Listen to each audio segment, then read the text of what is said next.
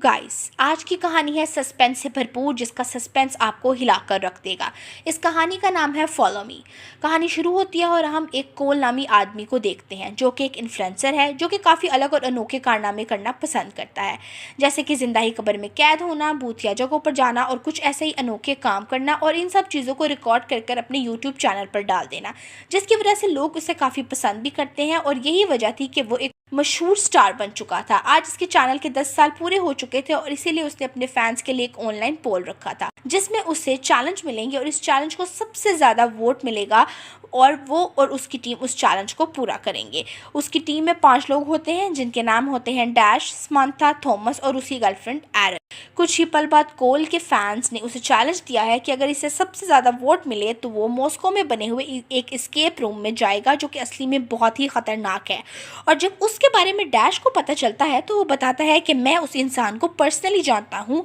वो दरअसल रशिया का काफ़ी अमीर आदमी है, जिसका नाम है एलेक्स, और उसने हमारे लिए एक एस्केप रूम बनवाया है और ये हमारे पहले एस्केप रूम से भी ज़्यादा डरावना और ख़तरनाक होगा। अब वो 5 लोग अपना सफ़र शुरू करके रशिया एयरपोर्ट पर उतरते हैं, लेकिन वहाँ पर डैश को पकड़ लिया जाता है उसके कारनामों की वजह से, क्योंकि वो एयरपोर्ट पर भी कुछ तूफ़ानी करने का सोच रहा था। अब कोल उन गार्ड्स को समझाने की बहुत कोशिश करता है कि उसने कुछ नहीं किया, लेकिन गार्ड्स को उनकी ज़ुबान समझ नहीं आती और जिसकी वजह से वो बात को समझ ही नहीं पा रहे थे। लेकिन इसी दौरान वहाँ पर एक आदमी आता है जिसका नाम होता है एलेक्स। ये वही है जिसने इन लोगों को यहाँ बुलाया है और एस्केप रूम तैयार किया है। एलेक्स इन गार्ड्स को अपना कार्ड दिखाता है और कहता है कि तू जानता है ना मेरा बाप कौन है। और फिर क्या था, वो डैश को छोड़ देते हैं और इसके बाद सभी लोग एक होटल में आ जाते हैं, जो कि एलेक्स का ही होटल होता है। और रात होते ही इन लोगों को एक पार्टी का इन्विटेशन मिलता है, जो कि एलेक्स की तरफ से ही होता है। सब लोग पार्टी पर जाते हैं और पार्टी पर पहुंचकर बहुत इंजॉय करते हैं, लेकिन तभी एक गैंग के लोग कोल की गर्लफ्रेंड एरन के साथ बदतमीजी करने लगते हैं, जिसमें इनकी और गैंग के बीच में हाथापाई शुरू हो जाती है और दूसरे गैंग का लीडर बहुत ही गुस्से में आ जाता है। अभी के लिए तो वो वहां से जा रहा होता है, लेकिन जाते जाते कहता है कि मैं तुम लोगों को छोड़ूंगा नहीं। और इस सब की वजह से कोल और उसके दोस्तों का मूड काफी ज्यादा खराब हो जाता है और वो सब लोग वहां से चले जाते हैं। और फिर अगले दिन कोल अपनी गर्लफ्रेंड एरन को लेकर बाहर घूमने फिरने जाता है और रेस्टोरेंट जाता है, जहां पर वो फिर से अपना व्लॉग बनाना स्टार्ट करता है। और फिर घर आने के लिए वो लोग एक टैक्सी लेते हैं, पर इनके पास पैसे ख़त्म हो जाते हैं। इसी वजह से वो टैक्सी वाले से रशियन करेंसी एक्सचेंज करते हैं और वहाँ इनकी मुलाकात एलेक्स से होती है। और एलेक्स उन्हें बताता है कि आज की रात उनके चैलेंज की रात है, जिसके बाद वो सारे लोग कार से इस जगह पर पहुंचते हैं जहां पर वो एस्केप रूम बना हुआ था। ये बाहर से तो काफ़ी सिंपल लग रहा था, लेकिन पिक्चर अभी बाकी है मेरे दोस्त। कोल सबसे पहले तो लाइव आता है और आकर अपने व्यूअर्स को इस चैलेंज के बारे में बताना शुरू कर देता है कि फाइनली अब हम एस्केप रूम के चैलेंज को पूरा करने जा रहे हैं, और आगे वो इस एस्केप रूम का रूल बताता है। वैसे देखने में तो रूल काफ़ी सिंपल होता है, लेकिन इसमें होता ये है कि कोल को अपने दोस्तों को ढूंढना होता है जो कि अलग अलग जगह पर कैद होंगे, लेकिन कोल इस बात से अनजान दोस्तों की जान भी जा सकती है। अब इसके आगे कहानी काफ़ी ज़्यादा थ्रिलर होने वाली है। अब होता यह है कि कोल के पास 2 गार्ड्स आते हैं, जो उसके मुंह पर काला कपड़ा डाल के उसे एक कमरे में छोड़ देते हैं। और उसके बाद कोल देखता है कि उसके सामने एक लाश पड़ी हुई है, जिसकी पीठ पर क्रॉस का निशान है। वो अपनी नज़रें इर्द गिर्द घुमाता है तो उसके चारों तरफ अंधेरा होता है। वो अपने दोस्तों को आवाज़ लगाता है और फिर वो भी वापस उसे आवाज़ लगाते हैं, जिससे उसे अंदाज़ा होता है कि उसके दोस्त आसपास ही है और उसे उन्हें बचाना है। उसे चाबी ढूंढनी होगी और इसी दौरान वो टाइमर देखता है, जिस पर 1 घंटे का टाइम सेट होता है। मतलब 1 घंटे के अंदर अंदर उसे अपने दोस्तों को ढूंढना है और वो रूम की की ढूंढना शुरू करता है। उसे की तो नहीं मिलती। अब वो यहाँ पर लाश को दोबारा देखता है और समझ जाता है कि उसे लाश में से ही की मिलेगी। लाश की साइड पर उसे चाकू मिलता है, जिसकी मदद से वो की को निकाल लेता है और खुद इस रूम से आज़ाद होता है। अब वहां से निकलने पर वो देखता है कि इसके दोस्त भी उसी तरह के सेल में बंद हैं, लेकिन वो किसी ना किसी तरह की मशीन से बंधे हुए हैं। जैसे कि एरन एक टैंक के अंदर बंद होती है, जिसमें किसी भी टाइम पानी भरना शुरू हो सकता है। थॉमस के हाथ बंधे हुए थे, जो कि धीरे धीरे खिंचना शुरू हो रहे थे। और समांथा को एक इलेक्ट्रिक चेयर पर बांधा गया था, जो कि काफ़ी भयानक थी। वहीं डैश एक मम्मी के कॉफिन में बंधा हुआ था, जिसमें काफ़ी सारी नुकीली कीलें लगी हुई थी, जो कि उसकी आंखों के काफ़ी करीब थी। अब कोल को 1 घंटे के अंदर इन सबको आज़ाद करवाना है, वरना ये सब मारे जाएंगे। जहां कोल ये गेम आसान समझ रहा था, लेकिन अब वहीं उसकी हालत ख़राब होने वाली थी। अब यहाँ पर डैश और थॉमस कोल को देखकर काफ़ी खुश हो रहे थे, क्योंकि वो इस एस्केप रूम को पार करने के लिए काफ़ी एक्साइटेड थे। अब थॉमस कोल को बताता है कि जब तुम अपने रूम से फ्री हुए थे तो इसके साथ तुम्हारे साइड के 2 और सेल भी अनलॉक हुए थे। हो सकता है कि इन्हीं में से आगे का रास्ता हो और इसी रास्ते में कोई क्लू भी मौजूद हो हम लोगों को छुड़वाने का। और फिर कोल भागकर इस सेल में जाता है जहाँ पर उसे कुछ गियर्स पड़े हुए मिलते हैं जिन्हें दीवार पर सेट करना था। अब वो इन्हें फिक्स करना स्टार्ट करता है लेकिन गलती से उल्टा लगा देता है, जिसकी वजह से होता ये है कि डैश का ट्रैप खींचने लगता है, लेकिन सही टाइम पर कुछ ना कुछ कर वो इन गियर्स को लगाता है और उसके दोस्त भी बच जाते हैं। अब बारी आती है समांथा की, जिसका ट्रैप सबसे ज़्यादा खतरनाक था। वो एक इलेक्ट्रिक चेयर पर बैठी हुई थी जिससे कुछ ही दूरी पर एक पजल बना हुआ था जिसके अंदर एक मेटालिक बॉल था और उन्हें उस मेटालिक बॉल को इस पजल से बिना टच किए हुए सेंटर पर डालना था। और अगर वो बॉल को इस पजल से टच करते हैं तो समांथा को जोर का करंट लग सकता है। पहले तो थॉमस को यह सिर्फ एक गेम लग रहा होता है, इसीलिए वो समांथा को तंग करने के लिए जानबूझकर बॉल को पजल से टच कर देता है। लेकिन जब वो देखता है कि समांथा कुछ ज़्यादा तेज चला रही है तो वो फौरन इस पजल को सॉल्व करता है, जिसके बाद वो समांथा को बचाने में कामयाब हो जाता है और समांथा आज़ाद हो जाती है। लेकिन अब समांथा काफ़ी गुस्से में आ चुकी है और कहती है एलेक्स ने हमें कहाँ फंसा दिया है, ये कैसा गेम है। और सभी यहाँ से जाने का फैसला करते हैं। इसी दौरान डैश इससे एलेक्स के बारे में पूछा जाता है कि तुम इसे कब से जानते हो। डैश इसे बताता है कि एलेक्स से तो वो सिर्फ एक हफ्ते पहले ही मिला था और ये सुनकर सबके होश उड़ जाते हैं। कोल और उसके दोस्त समझ जाते हैं कि असल में एक बहुत ही ख़तरनाक गेम है जिसमें वो सब लोग फंस चुके हैं। और इसी दौरान उन्हें एरन का ख्याल आता है और वो लोग फ़ौरन उसके पास जाते हैं। अब इनके पास 2 पानी की बॉटल्स होती है, एक 3 लीटर की और दूसरी 5 लीटर की। और इन दोनों बॉटल्स को इस तरह से अरेंज करना होता है कि इनके पास 4 लीटर का पानी बचा रहे और वो इसे काफ़ी जल्दी सॉल्व भी कर लेते हैं। लेकिन इससे सिर्फ एरन के सेल का गेट ही ओपन होता है।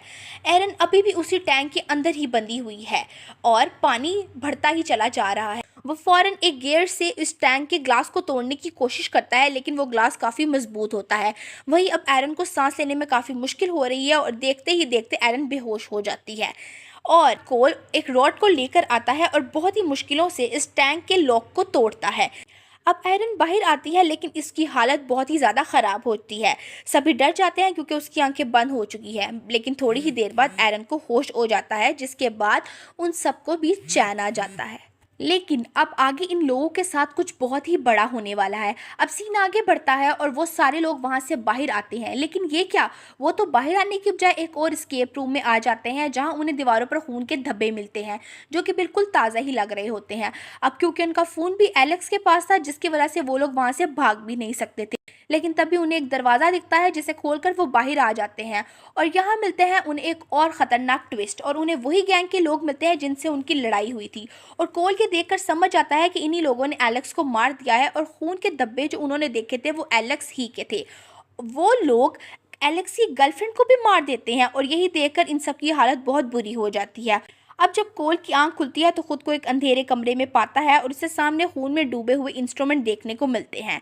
फिर वहाँ एक आदमी आता है जो उसे बताता है कि अब वो इसकी मौत का लाइव स्ट्रीम करेगा और वो भी वेब डार्क पर, जिससे वो काफ़ी प्रॉफिट कमाने वाला है क्योंकि कोल एक बहुत ही बड़ा सेलिब्रिटी है और इसके दोस्तों के साथ भी वही चीज़ें करने जा रहा था।